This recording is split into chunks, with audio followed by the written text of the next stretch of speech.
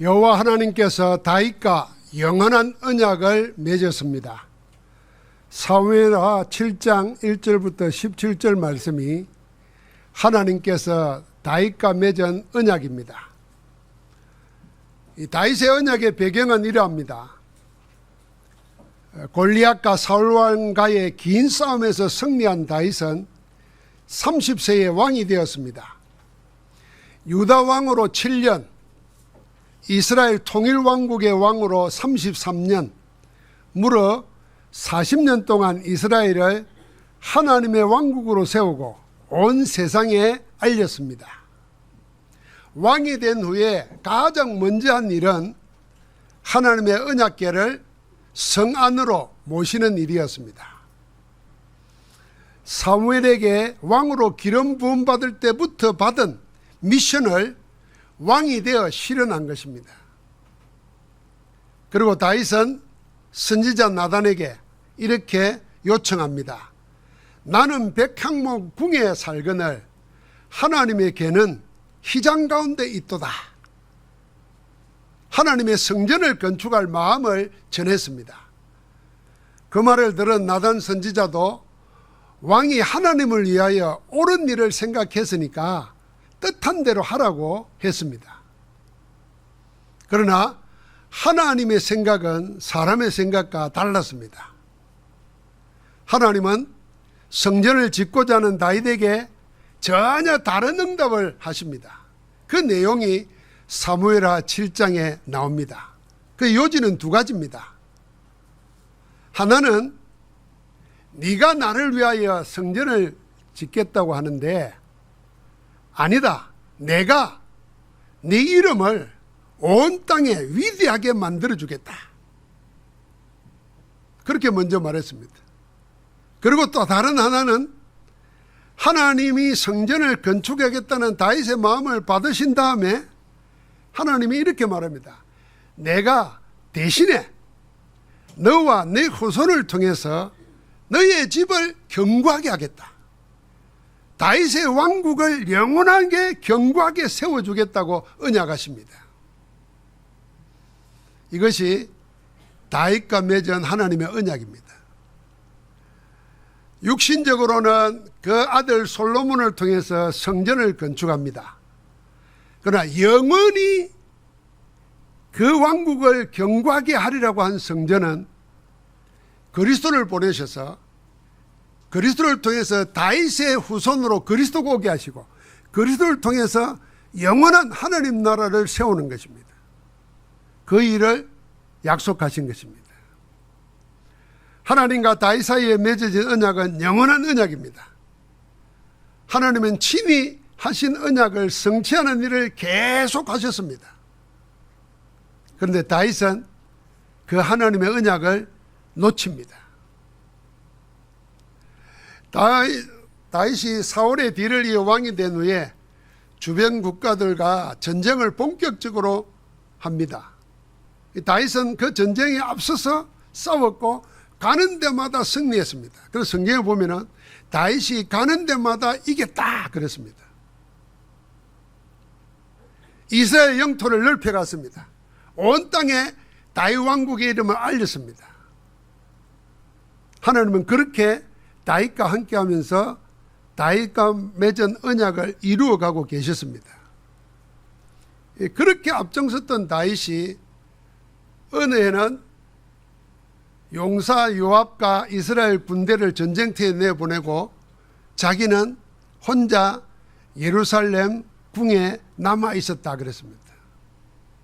그 어느 날 밤 다윗의 생애를 뒤흔드는 사건이 벌어집니다.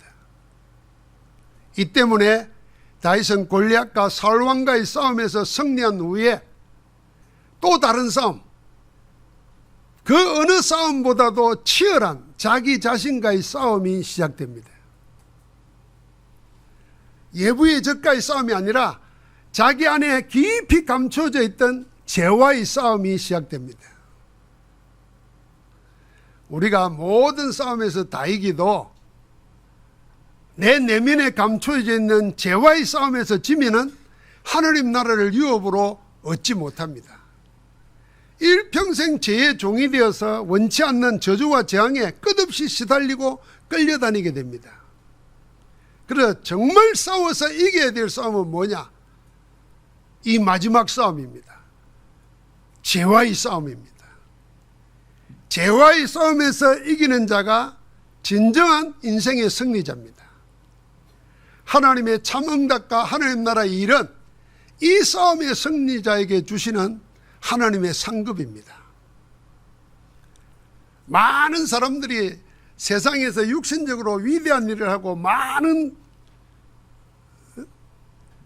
재물을 얻고 위치를 얻었지만 죄와의 싸움에서 실패해서 모든 것이 저주재앙으로 끝나는 사람이 수도 없이 많습니다. 다윗이 저지른 범죄는 비난받아도 마땅한 일입니다. 사사롭게는 남의 아내를 범한 간통죄입니다. 지금 전쟁터에서 목숨을 걸고 싸우고 있는 부하의 아내를 범했습니다. 왕의 권력을 이용해서 저지른 범죄이기 때문에 직권남용죄에 해당됩니다. 국가가 전쟁 중인데 그 총책임을 져야 될 왕은 사적인 욕망을 위해서 저지른 범죄이기 때문에 직무유기에 가중처벌까지 받을 수 있는 중범죄입니다. 그런데 왕이 저질렀기 때문에 아무도 문제를 삼을 수 없습니다. 그래서 더 심각한 겁니다. 남의 아내를 범한 범죄도 큰 죄인데 범죄 이후에 은폐를 시도한 행위는 더 비열하고 끔찍합니다. 자기 범죄를 숨기려는 다윗의 수작은 하나님의 기름 부음 받은 자로서 도저히 용납할 수 없는 비루하고 사악한 행위였습니다. 범죄 사실을 은폐하려고 자기 부하 우리아를 전선에서 소환합니다. 마치 전쟁의 상황을 파악하려는 것처럼 하면서 묻고는 그 수고를 취하고 상을 내려줍니다. 집에 가서 쉬도록 하라 하면서 왕의 음식을 내려보냅니다. 뻔한 수작 아닙니까? 자기가 범죄에서 범한 바사바가 임신을 했는데 남편을 그리 보내면서 남편의 아내를 임신한 것처럼 자기 범죄 사실을 은폐하려고 하는 얄팍한 수작입니다. 사람은 죄를 지으면 죄를 인정하기보다는 죄를 감추려고 하고 죄를 합리화시키고 그걸 자꾸 은폐시키고 정상적인 것처럼 만들려고 합니다. 지금 다윗이 그러고 있는 거예요. 다윗은 권력을 가지고 사악한 술수로 완전 범죄를 꿈꾸고 있습니다. 그러나 악한 뜻대로 되지 않습니다. 이 우리아는 곱고 바른 충성스러운 사람이었습니다.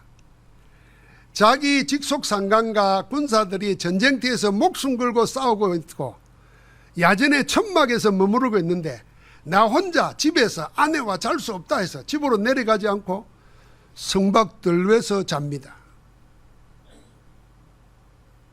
다윗이 확인해 보니까 자기 계획대로 되지 않았잖아요. 그러니까 이번에는 우리아를 데려다가 자기와 같이 밥을 먹고 술을 마시고 취하도록 만듭니다. 그리고 집으로 내려가도록 유도했습니다. 웬만한 사람 같으면 그래야 될 거 아니에요?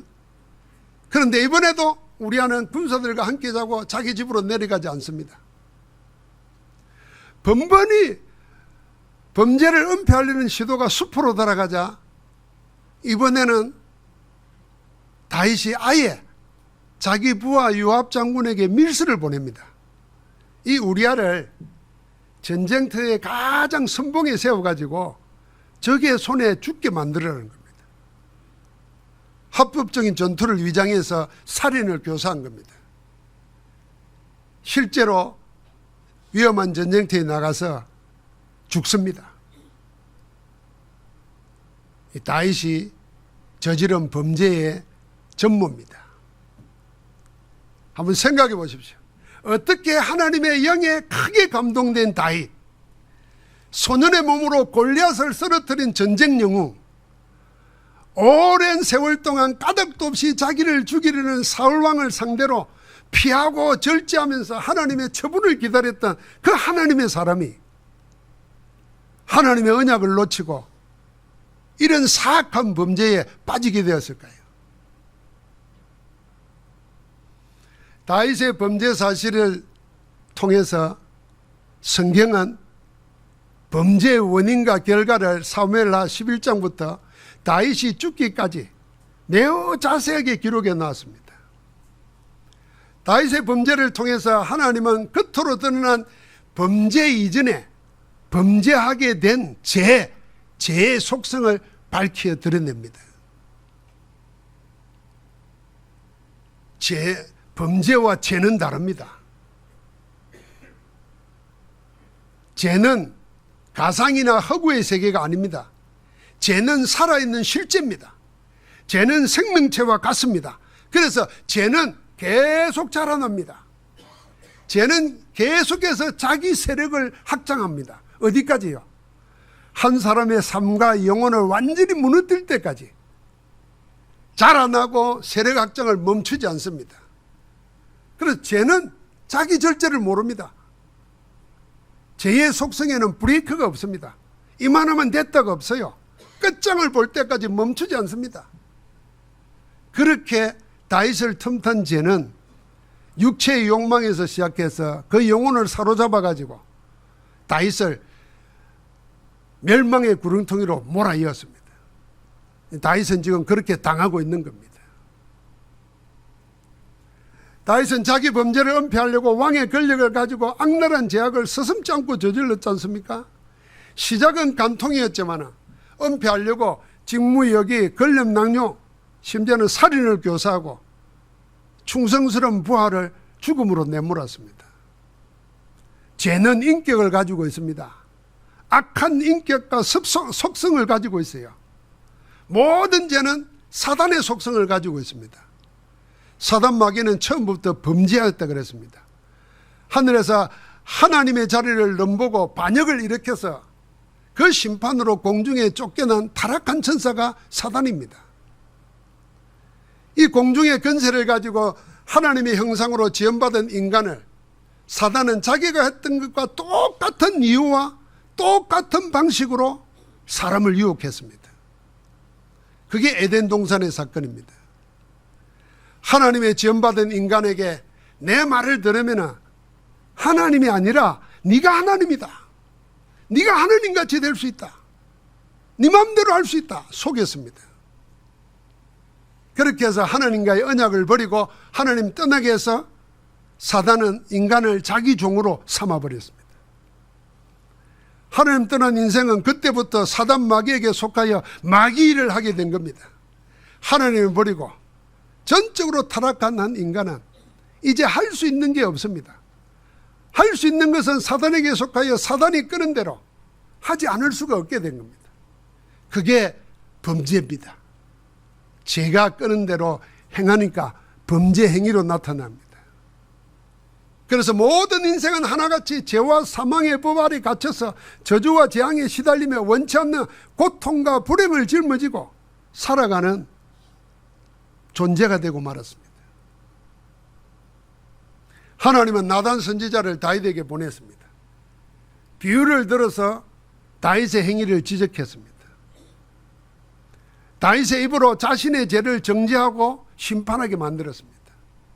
그게 우리가 읽은 본문 1절부터 6절 아닙니까? 큰 부자에게는 양도 소도 많아. 근데 가난한 사람에게는 겨우 재산을 들어서 산 양 한 마리가 있어. 이 한 마리가 얼마나 귀하길래 주인의 밥그릇에서 같이 먹고 같이 마시고 같이 자서 딸처럼 됐다 그랬어요. 그런데 나그네가 지나가다 부잣집에 찾아왔는데 자기 그 많은 것 잡아가지고 대접하면 될 텐데 그 권력과 힘을 가지고 가난한 자의 그 딸처럼 된 양을 빼앗아가지고 대접했어요. 그러니까 그 이야기를 듣자마자 다윗이 이런 죽일 놈이 어딨냐 말이에요. 반드시 죽여야 된다. 가난한 자가 뺏으니까 4배나 갚아야 된다.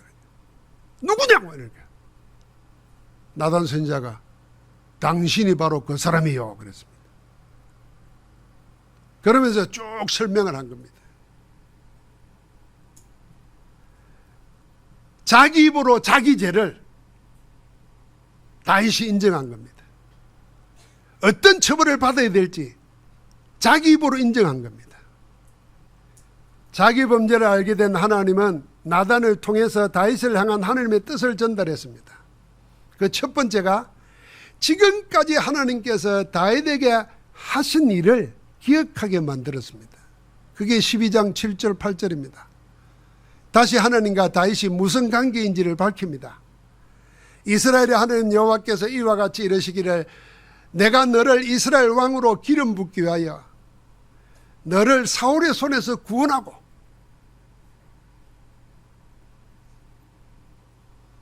내 주인의 집을 내게 주고, 이제 사울이 왕으로 가지고 있던 모든 것을 줬잖아요. 그러면서 이럽니다. 내 주인의 아내들을 내 품에 두고 이스라엘과 유다 족속을 내게 맡겼느니라. 하나님은 지금까지 다윗에게 모든 걸 다 해줬다는 겁니다. 그러면서 이렇게 말합니다. 만일 그것이 부족하였을 것 같으면 내가 내게 이것저것을 더 주었으리라. 오늘의 모든 것이 하나님이 다윗에게 주신 것이고 그것도 부족하다면 하나님이 더 줄 수 있었다는 겁니다. 지금까지 누리는 모든 혜택과 복이 부족했다면, 만약에 그랬다면, 네가 내게 구했더라면 내가 그것도 안 줄 것 같았냐, 그렇게 말한 겁니다. 이거 자세히 보면요, 야, 네 주인의 품에 있는 아내를 다 네 품에 줬는데 여자가 그리 더 필요하더나 그 달랬으면 내가 더 줄 수 있어, 이 말이에요. 이해가 안 되죠. 지금은 큰일 날 소리 아니에요. 그때는 가능했던 이야기예요. 하나님은 이미 언약 맺을 당시부터 다윗과 그의 왕국을 그렇게 하시겠다고 언약하셨고 지금까지 그렇게 해왔다. 그걸 네가 잊었느냐 하고 밝히는 겁니다. 두 번째는요, 하나님이 다윗에게 지적한 게 뭡니까? 9절과 10절에 이렇게 말했습니다. 그러한데 어찌하여 네가 하나님의 말씀을 업신여기고 나보기에 악을 행하였느냐. 10절에는 뭐라 그랬습니까? 이제 네가 나를 업신여기고, 9절에는 하나님의 말씀을 업신여겼다 그랬어요. 10절에는 나를 업신여겼다 그랬어요. 하나님은 지금 다윗에게 다윗이 잊고 있는 영적 실체를 지적하고 있는 겁니다. 네가 한 범죄가 아니라 너의 죄를 지적하는 겁니다. 죄와 범죄는 근본적으로 다릅니다. 구분해야 됩니다.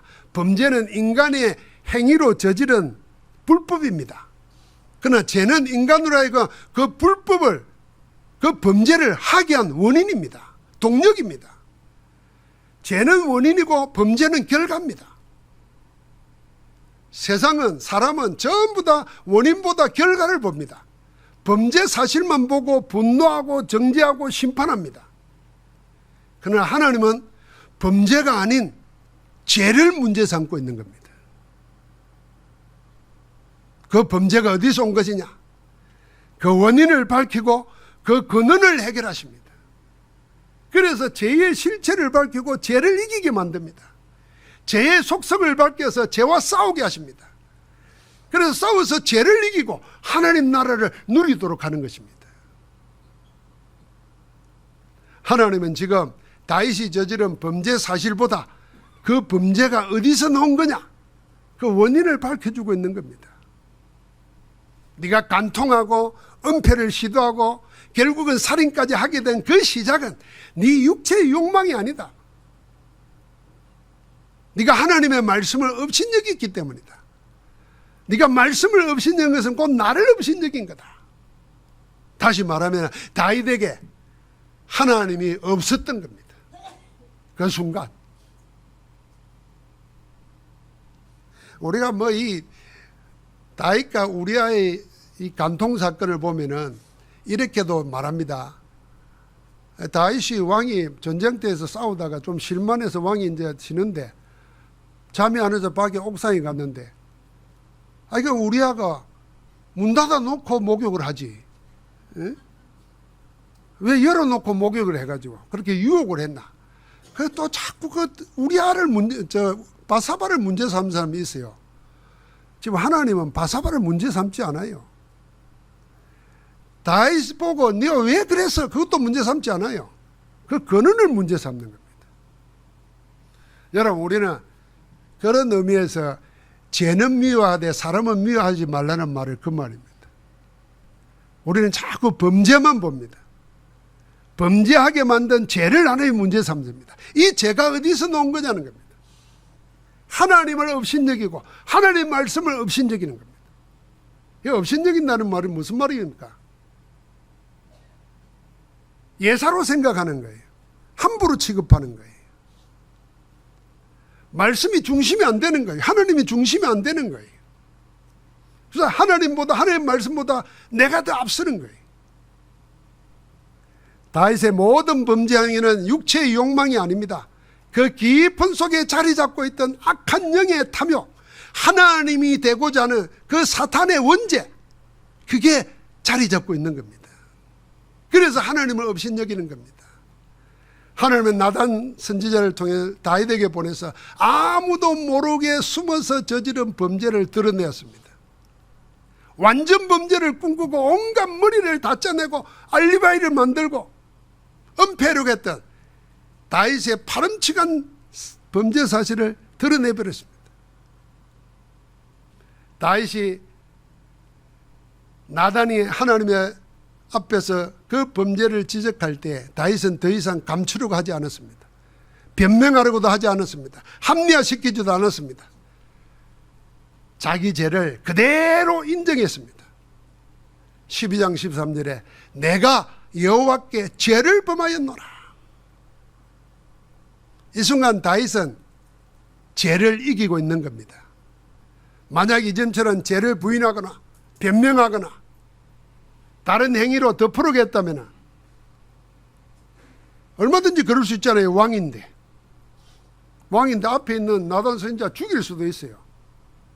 내가 다 완전 범죄로 감춰놨는데 네가 그걸 알았구나 하고 죽여버릴 수도 있잖아요. 왕인데. 근데 자기 죄를 인정했어요. 이게 죄를 이긴 겁니다.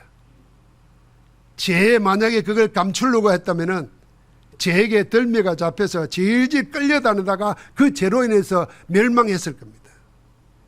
그러나 다윗은 하나님의 지적을 듣고는 자기 안에 감춰져 있던 죄의 본성을 알았습니다. 그래서 사람에게 범죄했다고 하기 전에 내가 여호와 하나님께 범죄했다고 자백합니다. 하나님께 범죄했다 그랬어요. 둘째 아들이 아버지 재산을 가지고 외국에 나가서 허랑방탕 다 썼습니다. 욕망을 채우고 하고 싶은 거 다 했습니다. 돼지보다 못한 신세가 되었을 때 아버지 집을 생각하면서 아버지 집에 가야 되겠다 했습니다. 그리고 돌아와서는 아버지께 무릎을 꿇고 뭐라 그랬냐면 내가 하늘의 하나님과 아버지께 범죄하였나이다 그랬습니다. 모든 죄는 하나님께 하는 겁니다. 그 죄의 뿌리를 알고 그 내 범죄가 어디에서 나온 걸 알아차린 겁니다. 여러분 우리 그걸 기억해야 됩니다. 사람을 볼 때 범죄한 행위가 아니라 그 사람을 범죄하게 만든 걸 봐야 됩니다. 그 뿌리를 찾아가다 보면 만나는 게 어디겠습니까? 그게 사단의 12가지 전략이고 창세기 3장 에덴 동산의 사건입니다. 그래서 그 죄의 시작이에요. 처음부터 범죄한 사단에게서부터 그 죄의 뿌리가 내게 유전돼 가지고 그대로 지금 나를 끌고 가는 겁니다. 그것과 싸워 이기는 겁니다. 어떻게 해요? 우리 죄를 인정하고 자백하는 겁니다. 요한일서 1장 9절에 만일 우리가 우리 죄를 자백하면 저는 미쁘시고 의로우사 우리의 죄를 사하시며 우리를 모든 불의에서 깨끗하게 하실 것이요. 뭐만 하면요? 자백하기만 하면. 다윗이 이 자백을 했습니다. 그럴 때 하나님은 나단 선지자를 통해서 즉각 용서하십니다. 하나님은 죄를 알고 자백한 다윗을 주저없이 용서했습니다. 나의 죄가 무엇인지를 알고 예수 그리스도 이름 앞에 자백하고 인정하고 회개할 때 하나님은 주저없이 적각 용서하십니다. 사단은 자꾸만 우리의 죄에 미련을 갖게 하고 머뭇거리하고 자백하지 못하게 하고 회개하지 못하게 하고 멸망으로 계속 끌고 갑니다. 다윗은 여기서 이긴 겁니다. 나단이 다윗에게 말합니다. 여호와께서 당신의 죄를 사하셨나니 당신이 죽지 않을 겁니다. 다윗은 자기 죄를 자백하고 사함받았습니다. 제사함 받은 후에 다윗은 나단이 전달한 하나님의 말씀을 붙잡고 죄와의 싸움을 시작합니다.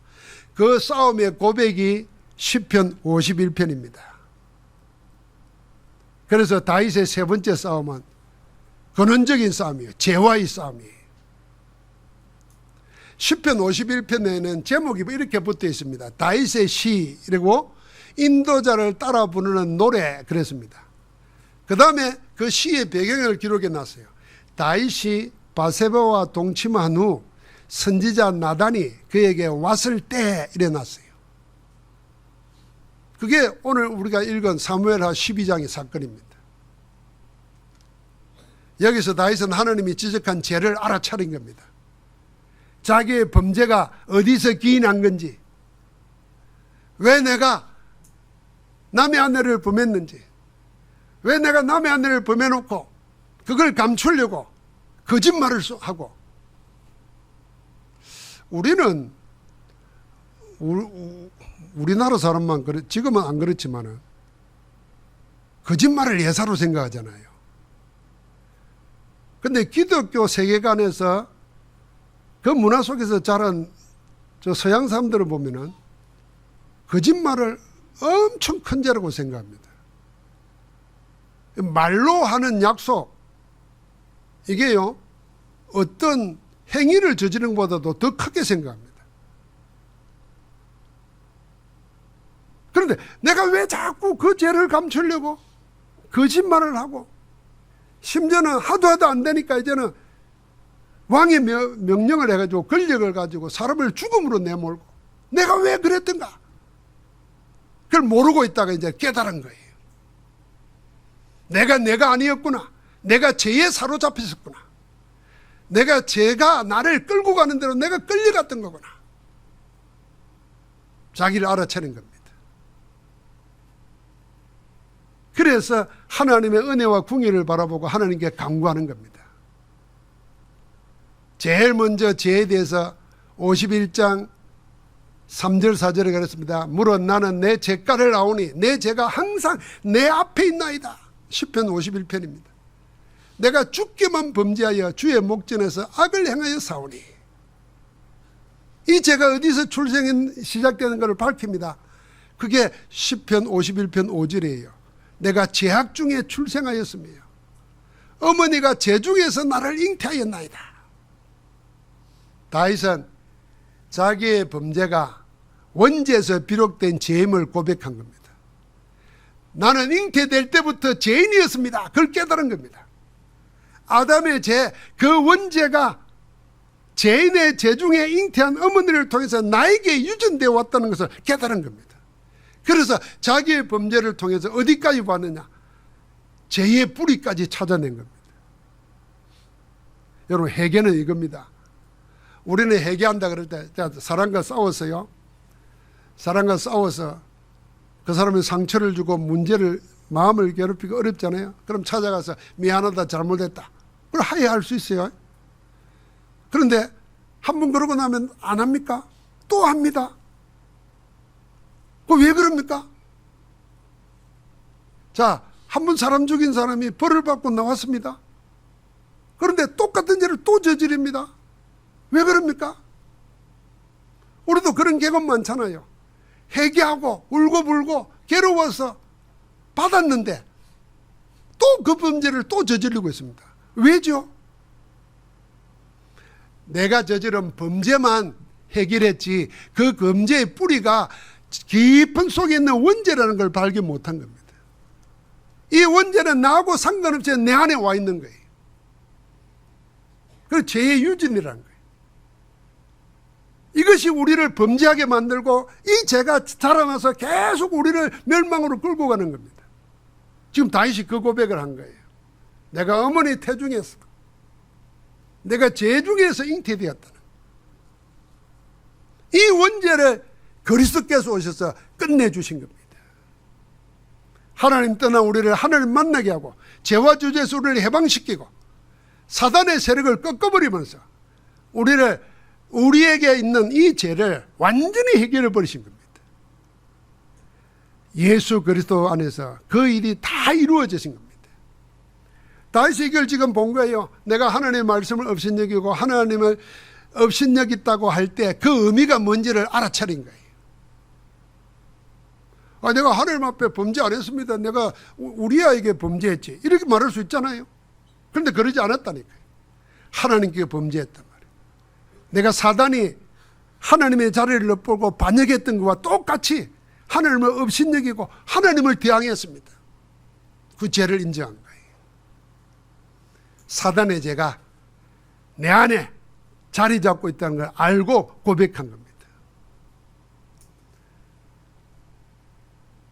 하나님이여, 주의 인자를 따라 내게 은혜를 베푸시며 주의 많은 궁예를 따라 내 죄악을 지워주소서. 내 죄악을 말깝게 씻으시며 나의 죄를 깨끗이 제하소서. 우슬초로 나를 정결하게 하소서. 내가 정하리이다. 나의 죄를 씻어주소서. 내가 눈보다 희리이다. 하나님이 은혜와 궁율로 나를 깨끗게 하지 않으면 나는 이 죄에서 벗어날 길이 없다는 겁니다. 그래서 다윗은 계속해서 죄와 싸웁니다. 죄가 자기를 장악하고 자기에게서 무엇을 빼앗아갔는지를 고백하고 그 회복을 위해서 간구합니다. 하나님이 주신 절대 것을 빼앗겨 버렸거든요. 그걸 되찾기 위해서 간구합니다. 이게 죄와의 싸움이에요. 시편 51편 10절부터 12절까지 보면은 자기가 죄로 인해서 잃어버린 것이 뭐라는 것을 고백합니다. 하나님이여, 내 속에 정한 마음을 창조하시고 내 안에 정직한 영을 새롭게 하소서. 나를 주 앞에서 쫓아내지 마시며 주의 성령을 내게서 거두지 마소서. 주의 구원의 즐거움을 내게 회복시켜 주시고 자원하는 심령을 주사 나를 붙드소서. 제가 다윗에게서 뭘 빼앗아 갔겠습니까?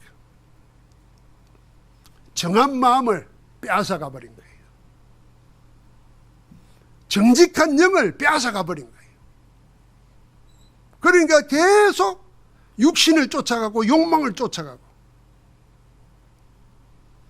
두 번째는 뭐예요? 성령을 빼앗아 가버린 거예요. 제가 성령이 나와 함께하는 것을 놓치게 만들어버려요. 세 번째는 뭘 빼앗아 가세요? 구원의 즐거움을 내게 회복시켜 주시고 구원의 즐거움을 빼앗아 갔어요.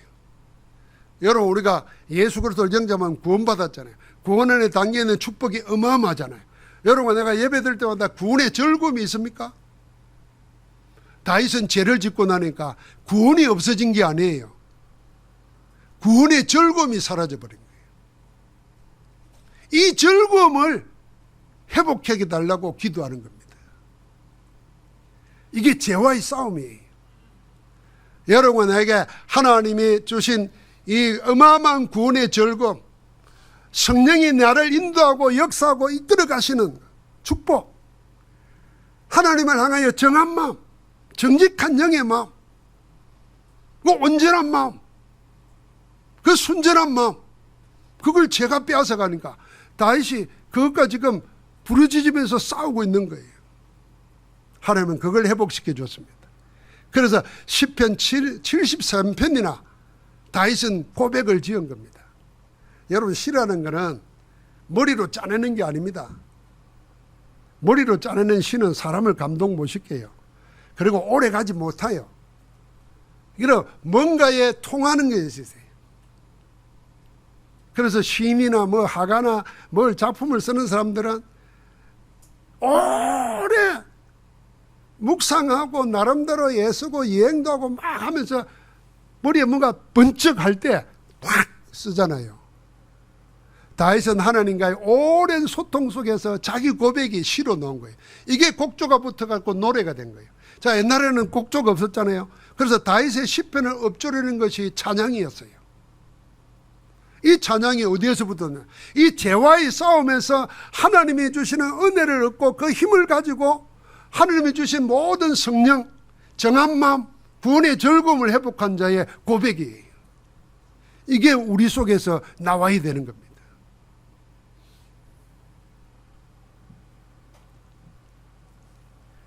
다윗은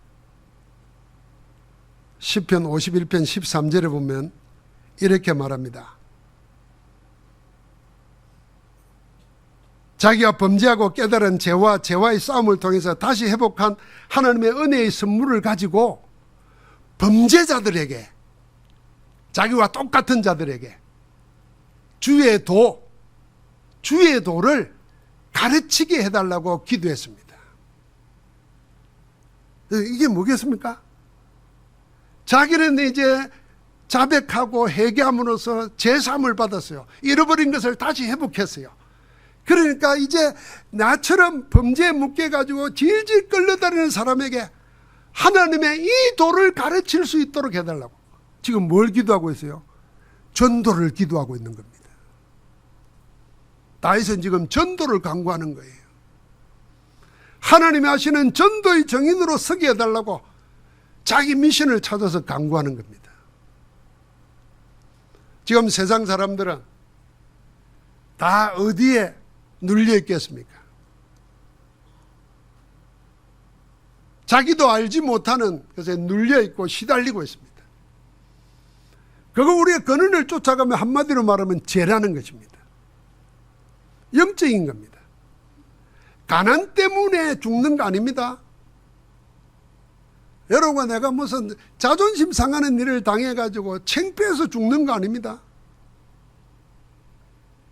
내가 달성해야 될 목표를 달성 못해가지고 한이 맺혀서 죽는 거 아닙니다.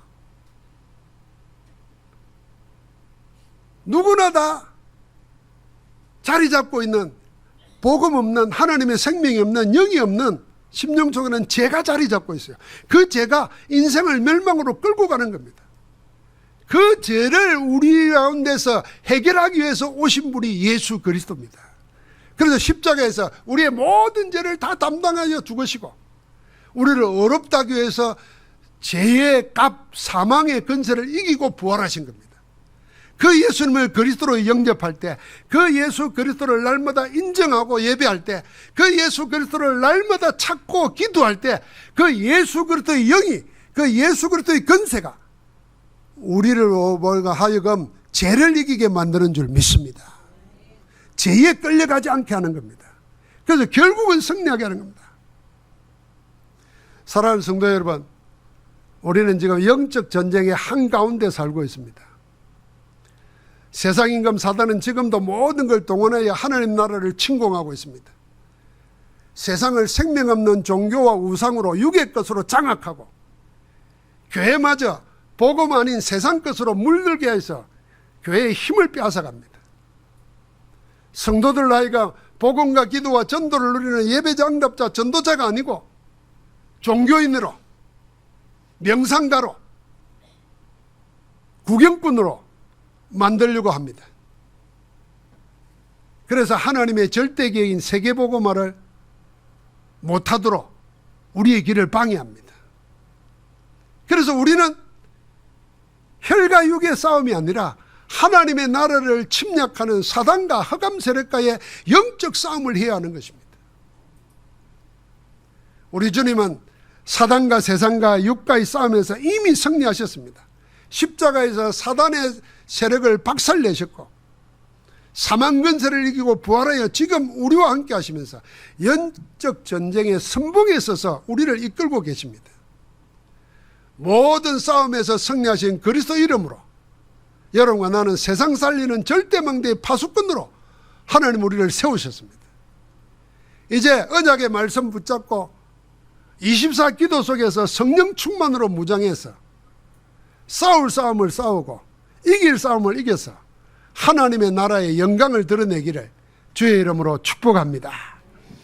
하나님 감사합니다. 죄와의 싸움에서 승리한 다윗처럼 우리 깊은 속에 자리 잡고 있는 하나님을 업신여기고 하나님의 말씀을 업신여기는, 그래서 스스로 하나님 되고자 하는 우리의 육의 것을 다 지워주시고 우리 안에 하나님의 영으로 충만케 하사 하나님의 보좌의 축복과 나라와 나라의 일을 증거하며 살아가도록 은혜 베풀어 주옵소서. 모든 죄에서 승리하시고 우리로 하여금 이기도록 함께 하시는 우리 주 예수 그리스도 이름으로 기도하옵나이다. 아멘.